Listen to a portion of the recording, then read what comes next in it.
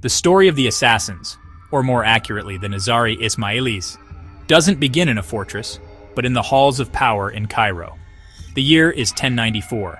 The Fatimid Caliphate, the spiritual and political center of Ismaili Shi'ism, is in turmoil. A profound and unfixable schism is brewing. Caliph al-Mustansir Billah has died, leaving behind a succession crisis.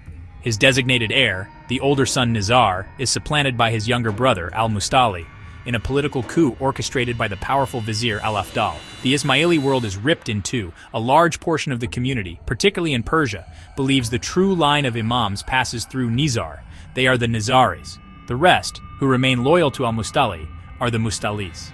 This is the critical fracture from which a new, militant movement will be born. Enter Hasan-i Sabbah. A brilliant and fiercely devoted Ismaili scholar from Persia, Hasan had been a fiery advocate for Nizar's succession. He had studied in Cairo and saw the corruption of the Fatimid court firsthand. Returning to his homeland, he saw the future not in the decadent cities, but in the impregnable mountains. His plan was not one of open warfare, but of strategic infiltration. He would quietly and patiently convert the local populations of remote mountain villages and fortresses one by one. His doctrine was one of unwavering adherence to the true imam, a belief known as talim, or authoritative instruction, which held that in a world of intellectual confusion, a divinely appointed leader was the only true guide. He was laying the groundwork for a new kind of state, a network of strongholds. In 1090, Hasan's long game paid off. He had sent his da'is, his missionaries, to the very doorstep of the castle. The local ruler, a man named Mahdi, was a moderate and respected Alawi. Hasan, with his cunning mind and a few loyal followers, entered the fortress disguised as a teacher. He bought off guards, converted the garrison, and patiently waited for the perfect moment. On a specific day, he revealed his true identity to Mahdi and demanded the fortress. The stunned ruler, outnumbered and outmaneuvered, was given a choice: leave peacefully, with a stipend, or be killed. He chose to leave. Hasan-i Sabbah had taken the Eagle's Nest, the fortress of Alamut, without shedding a single drop of blood. It was to be the Dar al-Hijra, the house of emigration, for the Nizari cause. A new state, born not of conquest but of conviction, had been founded. The Nizari state was unlike any other. It was not a contiguous kingdom, but a series of autonomous, self-sufficient fortresses, known as Kala, scattered across hostile territory. Each castle was a small world unto itself, with its own farms carved into the mountainsides, its own water supplies, and its own library. The Nizaris were not an army of conquest. They were a network of survival. They focused on fortification, on defense, and on creating a self-sustaining community within each stronghold. The true power of the Nizari state was not in its walls, but in its ideology. The Nizari faith was deeply esoteric and scholarly. They believed that there was an inner, hidden meaning to the Quran and to all reality, which they called the batin. This was accessible only through the infallible guidance of the Imam, the living representative of God on earth. The Nizaris were not just killers. They were intellectuals, astronomers, and philosophers. The library at Alamut was famous throughout the Islamic world, a repository of priceless knowledge. The stereotype of the mindless fanatic is a gross simplification of a community that prioritized education and the search for spiritual truth. The fortress was both a citadel and a university. Daily life was a combination of piety, hard work, and preparation. The Nizaris were industrious and self-reliant. They developed sophisticated irrigation systems to farm the rocky terrain. Their fortresses were a testament to their engineering prowess. In a world where their enemies controlled the lowlands and the cities, they created their own world in the inhospitable highlands. The training of the fidais, the dedicated agents who would carry out their missions, was rigorous and comprehensive. They were not just trained in combat, but in languages, in disguise, and in a deep understanding of the political landscape. They were more akin to special forces operatives than to berserkers. The word assassin did not come from the Nizaris themselves. It was a term of slander, a slur used by their enemies. The most common theory is that it comes from the Arabic hashishiyin, meaning hashish takers.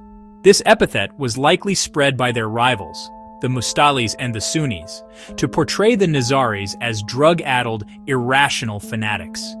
The truth is far more strategic. The Nizaris, a small power with limited resources, could not fight their enemies on the battlefield. Instead, They adopted a form of asymmetric warfare, the targeted, high-profile assassination of key political and military leaders. The purpose of the assassinations was not random murder. It was a calculated act of terror designed to decapitate the enemy's leadership and sow psychological chaos. The fidai would often strike in broad daylight, in a public place, and would often make no effort to escape. This was the most chilling part of the act. It was a demonstration of absolute, unshakable conviction. This willingness to sacrifice their own lives for the cause was for their enemies inexplicable. It's this psychological dimension that gave rise to the most enduring and fantastical myths. The most famous legend comes from Marco Polo. In his account of his travels, he described a secret garden at Alamut, a hidden paradise where the Nizari master would take young men, drug them with hashish, and make them believe they had entered heaven. They were then returned to the real world and told that only by carrying out their mission of assassination would they be allowed to return to this paradise for eternity. This story is an incredible piece of fiction. It is a quintessential Orientalist fantasy. Archaeologically, it is impossible. The area around Alamut is arid and rocky. More importantly, no Nizari or contemporary Arabic or Persian source corroborates this tale. It's a vivid story that speaks to the Western imagination, but is fundamentally false. It served the purpose of dehumanizing the Nizaris and explaining their devotion as the result of a drug-fueled delusion rather than a genuine, deeply held spiritual belief. When the Crusaders arrived in the Levant, they entered a political world far more complex than their chronicles suggest. They were not simply fighting a united Muslim front. Instead, they were caught in a web of alliances, betrayals, and shifting allegiances. The Nizari Ismailis were key players in this geopolitical game. They had a shared enemy with the Crusaders in the form of the Sunni Turks, and later the powerful Ayyubid dynasty of Saladin. At times, the Nizaris and the Crusaders were allies. At times, they were enemies. There was a pragmatic relationship based on mutual interest. One of the most famous assassinations was that of Conrad of Montferrat, the King of Jerusalem. This event, in 1192, sent shockwaves through the Crusader world and remains shrouded in mystery. Who ordered the hit? The two assassins were Nizaris. Did they act on behalf of their Syrian master, Rashid al-Din Sinan, the enigmatic old man of the mountain of Syria? Or did they act on behalf of Saladin, who may have feared Conrad's power? Or was it Richard the Lionheart? The Nizari were often used as proxies by larger powers. The fact that the motives remain a subject of historical debate highlights how the Nizaris were not just killers, but political agents whose actions were often misunderstood by outsiders. The Nizaris also had direct interactions with the Crusader military orders, particularly the Templars. The Nizaris and the Templars had a tense but ultimately pragmatic relationship.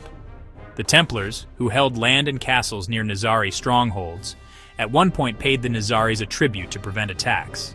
This was not a relationship of blind enmity, but one of practical coexistence. The Nizaris were respected and feared enough that even a powerful military order like the Templars found it more sensible to pay for peace than to fight them. The end of the Nizari state was not a slow decline, but a sudden, violent catastrophe. The arrival of the Mongols in the mid-13th century changed everything. Unlike the Seljuks or the Khwarezmian Shahs, the Mongols were not interested in political games or religious doctrine. They were simply there to conquer.